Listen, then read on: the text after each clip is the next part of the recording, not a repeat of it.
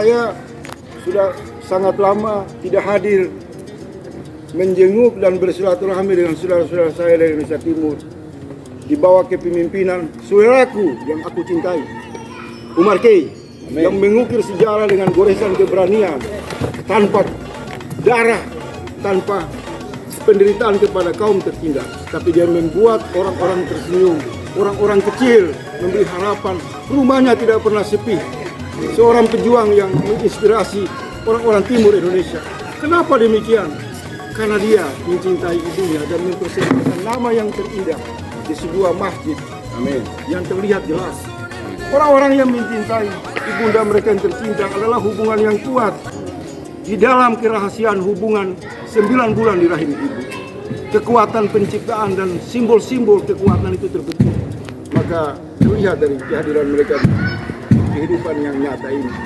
Mereka berani karena memang DNA-nya, prosesnya adalah proses yang matang atas dasar kecintaan seorang ibu.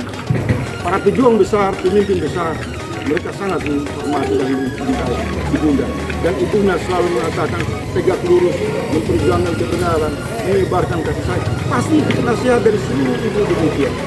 Dalam konteks DKI Jakarta, sebagai warga DKI, FPMM yang di dalamnya adalah bagian Faizal Assegaf, dalam historinya memanggil secara moral kader-kader muda Indonesia Timur yang tergabung di dalam FPMM untuk bangkit memperjuangkan hak demokrasi, memperjuangkan sebuah proses politik yang beradab dan bermartabat dengan gerakan utamanya rakyat cinta, Prabowo netral, agar Prabowo punya nama besar sebagai presiden terpilih, tidak dimanipulasi untuk menjegal lawan-lawan politik. Betul.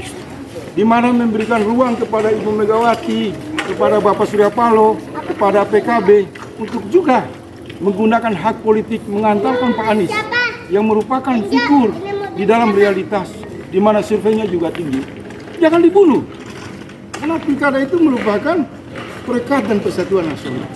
Dan tujuannya untuk mendukung Prabowo. Untuk Prabowo, pilkada yang netral, pilkada yang dibangun dengan prinsip-prinsip keadilan, memberikan daya keuntungan moral politik kepada kepemimpinan Prabowo Subianto.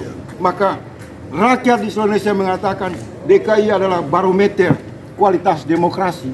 Jika dirusaki oleh tangan-tangan jahat, maka semua sistem pilkada di seluruh wilayah Indonesia akan menjadi amburadul dan akan kehilangan legitimasi dan dampaknya mengurangi kepercayaan rakyat kepada Prabowo Subianto.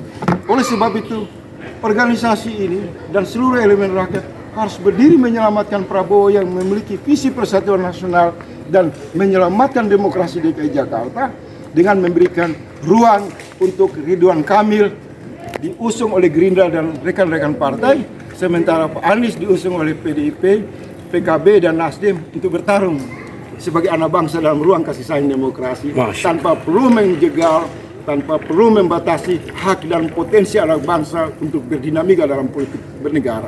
Itu perlu saya. Terima kasih. Masya Allah. Syukran Abang.